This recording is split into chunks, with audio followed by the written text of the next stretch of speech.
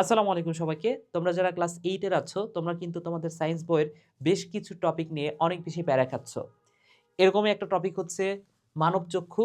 So এটা নিয়ে খুব সংক্ষেপে একটা আলোচনা করে দিব। যাদের সমস্যা হচ্ছে তারা কিন্তু এই ভিডিওটা দেখতে পারো। এবং অলরেডি সারারাত ক্লাস নিয়েছি। এখন বাজে ৬টা ৪০। তো খুব শর্ট টাইমের মধ্যেই আমি আসলে এই ক্লাসটা শেষ করতে চাচ্ছি। আমি সবকিছু আগে থেকে এ কারণে লিখে রেখেছি।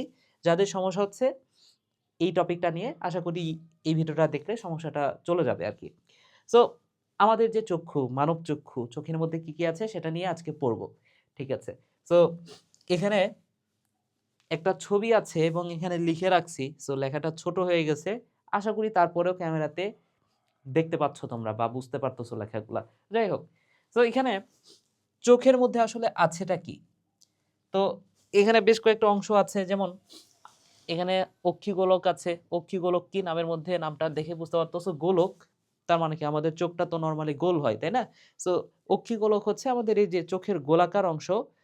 আমাদের চোখের ভেতরে যে কোটরটা আছে, কোটরের ভেতরে এই গোলাকার অংশটা থাকে। তো এই গোলাকার অংশটাই হচ্ছে অক্ষিগোলক, সিম্পল। আচ্ছা, তাহলে এই যে আমাদের চোখটা দেখো কেমন গোল না?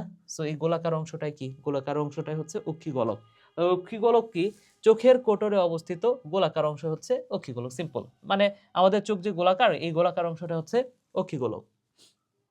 এখন এই অক্ষিগোলক আমাদের চোখ দেখো তো এই গোলকটা একটা নির্দিষ্ট সীমার মধ্যে আমরা চোখটা নাড়াতে পারি না। এদিকে যাচ্ছি, এদিকে যাচ্ছি। তার মানে কি চোখটা এই অক্ষিগোলকের এই অক্ষিগোলকটা আমরা কি চোখের কোটরের ভেতরে নির্দিষ্ট একটা সীমা পর্যন্ত নাড়াতে পারি। সিম্পল। ওকে। এরপরে আসো শ্বেতমণ্ডল। শ্বেতমণ্ডল, শ্বেত মানে কি? সাদা। সো শ্বেতমণ্ডল কোনটা? এই যে দেখো এই স্তরটা, এই লেয়ারটার নাম এটা হচ্ছে শ্বেতমণ্ডল, রাইট? এই লেয়ারটার নাম কি? এটা হচ্ছে শ্বেতমণ্ডল। দেখো আমাদের চোখ তুমি দেখো, চোখের বেশিরভাগ অংশই কিন্তু সাদা। হ্যাঁ, মাঝখানে আরো কিছু কালার আছে সেটা নিয়ে আসতেছি। শ্বেতমণ্ডল কোনটা তাহলে ভাইয়া? আমাদের এই যে চোখের যে সাদা অংশ, সাদা অংশটাই হচ্ছে শ্বেতমণ্ডল। শ্বেত মানেই তো সাদা। তাহলে অক্ষিগোলকের বাইরের যে সাদা, শক্ত এবং ঘন আঁশযুক্ত অংশ, তাহলে শক্ত, ঘন আঁশযুক্ত এগুলো যদি মনে নাও থাকে জাস্ট মনে রাখো অক্ষিগোলকের বাইরে সাদা অংশটাই হচ্ছে শ্বেতমণ্ডল। এটার কাজ কি? যেহেতু সবার বাইরে থাকে যেমন আমাদের স্কিন, এটা কি সবার বাইরের লেয়ার না? তো স্কিনের কাজ কি? তোমাকে যদি জিজ্ঞেস করি স্কিনের কাজ কি? স্কিনের কাজ হচ্ছে ভেতরের জিনিসগুলাকে রক্ষা করা। ঠিক আছে? আমাদের ভেতরে হাড় আছে। তাহলে স্কিনের কাজ হচ্ছে হাড়কে রক্ষা করা। তাহলে চোখ চক্ষুর মানব চক্ষুর সবার বাইরে হচ্ছে এই সাদা লেয়ারটা শ্বেতমণ্ডল। তাহলে এটার কাজ কি? ভেতরের চোখকে ভেতরের যে উপাদানগুলো আছে চোখের সেগুলাকে রক্ষা করা, বাইরের যেকোনো অনিষ্ট হতে রক্ষা করা, রাইট? আমাদের চোখে সবসময় ধুলাবালি পড়তেছে, এগুলা থেকে রক্ষা করতেছে। ভেতরের অংশটাকে এই ধুলাবালি থেকে রক্ষা করতেছে। তাহলে এই যে দেখো চক্ষুকে বাইরে বিভিন্ন প্রকার অনিষ্ট হতে রক্ষা করে। এবং চোখের আকৃতি, চোখ যে একটা নির্দিষ্ট আকৃতির, এই আকৃতিটা এটা যেহেতু শক্ত, তাহলে শক্ত জিনিস অবশ্যই আকৃতিটা ধরে রাখবে, নরম হইলে তো চুপসে যাইত, তাই না? ধরে নাও যে নরম, আ চোখ হচ্ছে একটু প্রেশার পড়ছে, চোখ হচ্ছে ডেবে গেল ভেতরের দিকে। সমস্যা না? সো আকৃতিটা ঠিক রাখে কে? তোমাকে যদি প্রশ্ন করা হয় তাহলে অ্যান্সারটা হচ্ছে শ্বেতমণ্ডল বা যার আরেকটা নাম হচ্ছে স্ক্লেরা। এটা একটু মাথায় রেখো। ঠিক আছে? দেন কর্নিয়া, কর্নিয়া হচ্ছে এই যে সাদা অংশ, সাদা অংশের পরে চোখের এই যে একটু চোখের সামনের অংশটা এটা কিন্তু একটু বেশি উত্তল। ঠিক আছে? তুমি চিত্রটা দেখলে বুঝতে পারবা।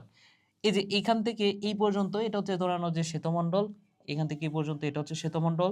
কিন্তু এই জায়গাটাতে এসে একটু বেশি উঁচু হয়ে গেছে।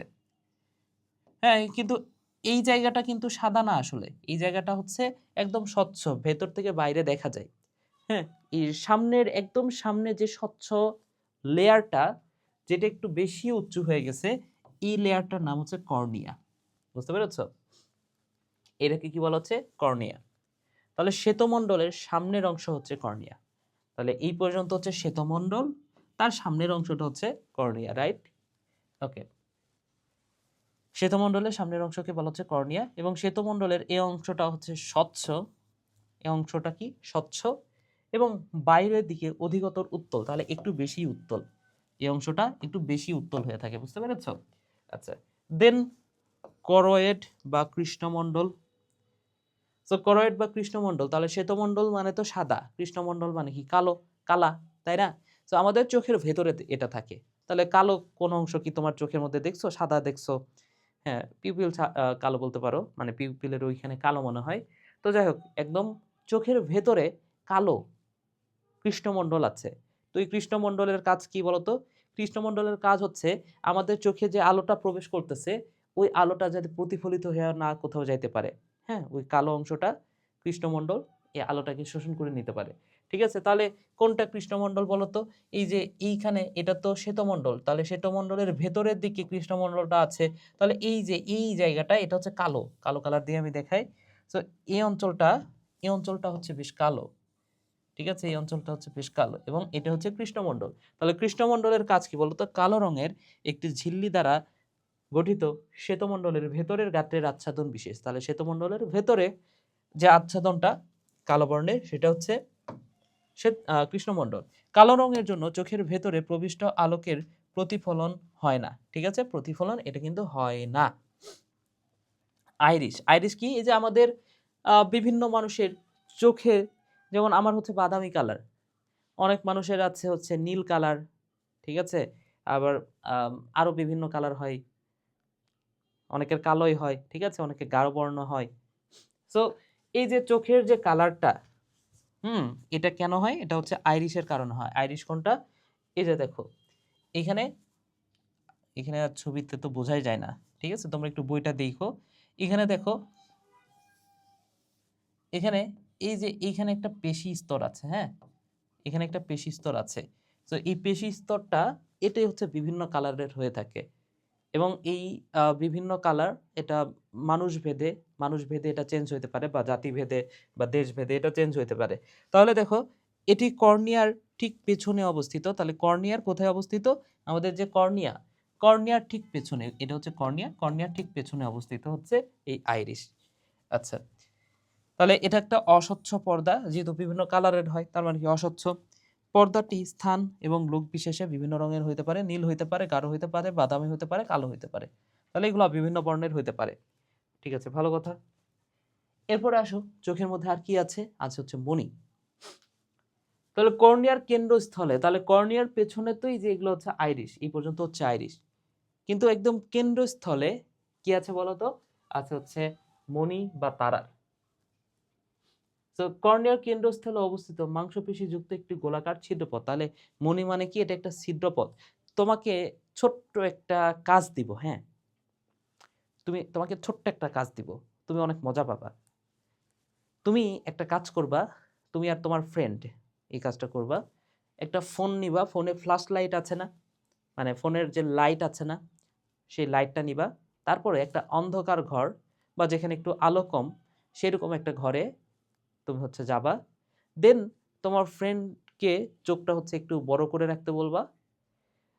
ঠিক আছে? একটু অন্ধকার, ঘরটা একটু হালকা হালকা অন্ধকার যাতে থাকে, এই কথাটা একটু মাথায় রেখো।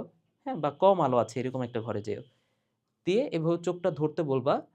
দেন তুমি হচ্ছে ওই যে ফোন যে নিছো, ফোনের লাইটটা তার চোখের সামনে ধরবা হঠাৎ করে। ঠিক আছে? দেরি করা যাবে না, হঠাৎ করে ধরতে হবে। ধরবা এবং ওই সাথে, সাথে যখনই লাইট ধরছো সাথে, সাথে দেরি করলে আর কিছুই বুঝবা না। সাথে, সাথে তুমি একটু দেখবা চোখের মণি মানে কর্নিয়ার ঠিক পেছনে মাঝখানে ওইটার আসলে কি ঘটনাটা ঘটতেছে এটা তুমি একটু দেখার চেষ্টা করবা। ঠিক আছে? তুমি দেখবা যে যখনই আলো পড়তেছে সেই সময় ওই জায়গাটা ছোট হয়ে যাচ্ছে এবং দেখতে অনেক মজা লাগে। তুমি দেখলেই বুঝতে পারবা। বুঝছো? তুমি এটা কইরো। তুমি হয়তোবা কখনো করছো কিনা জানি না। আশা করি করো নাই। তুমি করলেই বুঝতে পারবা। দেখো, আমাদের চোখের ধরে নাও যে ছিদ্রপথ একটা আছে, তুমি বাইরে থেকে দেখলে, দূর থেকে দেখলে বুঝতে পারবে না, কাছ থেকে দেখলে বুঝতে পারবে। হ্যাঁ, এটা হচ্ছে একটা ছিদ্রপথ। এখন যখনই তুমি যখনই হচ্ছে কম কম আলো আছে, ধরে নাও এই রুমের আলোটা অনেক কম, তখন কি হবে জানো? এই যে এই ছিদ্রপথটা একটু বড় হয়ে যাবে। কেন বড় হবে? তখন ওই ছিদ্রপথটা বড় হওয়ার কারণে তাহলে কোন একটা বড় জিনিস হইলে বড় জিনিসের মধ্যে বেশি আলো যাবে, তাই না? তাহলে ঘরের আলো কম, তো চোখ যে জিনিসটা চাইবে যে চোখের মণিটা বড় করে বেশি বেশি আলো প্রবেশ করাইতে চাইবে যাতে ওই জিনিসটা দেখা যায় সহজেই। ঠিক আছে? কিন্তু যখন অনেক বেশি আলো পড়তেছে, রোদের দিকে তাকায় আছো, তখন এমনিতে তো অনেক বেশি আলো, তো চোখ তো এত বেশি আলো নিজের মধ্যে প্রবেশ করে চোখ নষ্ট করতে চায় না, তাই না? চোখের যাতে ক্ষতি না হয় সেটাই তো চাই। সো যখন তুমি অতিরিক্ত আলো ধরতেছো তখন ওই মনিটা মনিটা আস্তে আস্তে ছোট হয়ে যাবে, তুমি সেটা দেখতে পাবা যে এরকম আছে, হঠাৎ করে আস্তে আস্তে ছোট এইটুক হয়ে গেল, তো তুমি হচ্ছে দেখতে পাবা বিষয়টা, রাইট? ওকে, তাহলে কর্নিয়ার কেন্দ্রস্থলে অবস্থিত মাংসপেশিযুক্ত একটি গোলাকার ছিদ্রপথ। তাহলে এখানে এখানে এই যে এই কেন্দ্রস্থলে এই জায়গাতে থাকে মাংসপেশি একটা, হ্যাঁ, এই মাংসপেশিটা কি বলতো ভাইয়া, কর্ণের কেন্দ্রস্থলে এই যে মাংসপেশিযুক্ত গোলাকার ছিদ্রপথ, এটাকে বলা হচ্ছে মণি বা তারার বা পিউপিল বলা হচ্ছে, ঠিক আছে, পিউপিল। এবং মাংসপেশির সংকোচন প্রসারণে তারা তারার তারা তারারন্ধ্রের আকার পরিবর্তিত হয় বা মণির আকার পরিবর্তিত হয়, যেটা বললাম। আচ্ছা, আলো কম বেশির কারণে, আলো কম বেশি হইলে যে সংকোচন প্রসারণ হয়। আচ্ছা, উত্তর লেন্স, তাহলে আমাদের চোখে কি আছে, লেন্স আছে, তাই না? তাহলে লেন্স কোনটা বলো তো ভাইয়া? লেন্স হচ্ছে যেটা, এটা হচ্ছে লেন্স। সো কর্নিয়ার পেছনে অবস্থিত জেলির মতো নরম স্বচ্ছ পদার্থে তৈরি একটি উত্তল লেন্স। তাহলে এটা কি পদার্থে তৈরি? স্বচ্ছ নরম পদার্থে তৈরি একটা লেন্স, জেলির মতো অবস্থিত, জেলির মতো দেখতে। এরপরে দেখো রেটিনা। সো অক্ষিগোলকের ঠিক পেছনে অবস্থিত ঈষদস্য গোলাপি আলোকগ্রাহী পর্দা, ঠিক আছে। সো রেটিনা, এই যে কৃষ্ণমণ্ডল যেটা দেখতে পাচ্ছ এইখানেই আছে রেটিনা, ঠিক আছে। সো এই রেটিনা কি বলতো, এটা হচ্ছে ঈষদস্য গোলাপি আলোকগ্রাহী পর্দা। তাহলে রেটিনা হচ্ছে একটা পর্দা। রেটিনার উপরে আলো পড়লে স্নায়ুতন্ত্রে এক ধরনের উত্তেজনা সৃষ্টি হবে এবং মানুষ দর্শনের অনুভূতি জাগবে, ঠিক আছে, রেটিনাতে।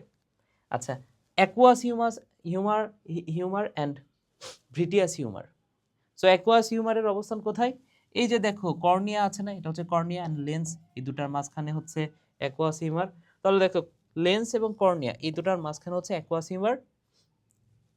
হিউমার এবং লেন্স ও রেটিনা। তাহলে এই যে এটা হচ্ছে লেন্স, আর এই যে এখানে যে রেটিনাটা আছে, পর্দাটা আছে, এইখানে যে তরল পদার্থ থাকে সেটাকে বলা হচ্ছে ভিট্রিয়াস হিউমার। আশা করি বুঝতে পেরেছো। তাহলে এই ছিল মানব চক্ষু। খুব একটা কঠিন টপিক না, তারপরেও কিছু স্টুডেন্টের সমস্যার কারণে আমি হচ্ছে এটা বানিয়ে দিলাম এবং ভিডিওটা খুব বেশি বড় করলাম না, যাতে হচ্ছে তোমাদের যাতে বৃত্তি পরীক্ষার সামনে, তো অনেক বড় ভিডিও দেখে সময় নষ্ট করার সময় নাই আসলে, ঠিক আছে। তাছাড়া আরো বিস্তারিত আমি হাতে হাতে লিখে পড়াইতে পারতাম, সো হাতে লিখে পড়াইলাম না এই কারণে। আরও একটা ভিডিও বানাবো, সেটা হচ্ছে নিষিক্তকরণ নিয়ে। সো নিষিক্তকরণ তোমাদের অনেকের সমস্যা আছে, আজকে আর সম্ভব হবে না, আমি চেষ্টা করব খাতায় লিখে সেটা করানোর, ঠিক আছে, খাতায় লিখে সুন্দর মতো তোমাদের জন্য বুঝাই দিব। তো সেটা নিয়ে একদমই প্যারা খেও না, আমি আছি তোমাদের জন্য। তোমাদের হচ্ছে 28 তারিখে পরীক্ষা, তো যে কয়েকটা সমস্যা বলছো আমি খাতায় লিখে প্রমিস তোমাদেরকে করাই দিব। আরেকটা ঘোষণা জাস্ট দিব ভাইয়া, সেটা হচ্ছে সামনে হচ্ছে টিচার্স নির্বাচন আছে, কাল থেকে শুরু হবে। সো এই ভিডিওটা যখন পাবলিশ হবে তখন হয়তোবা শুরু হয়ে যাবে।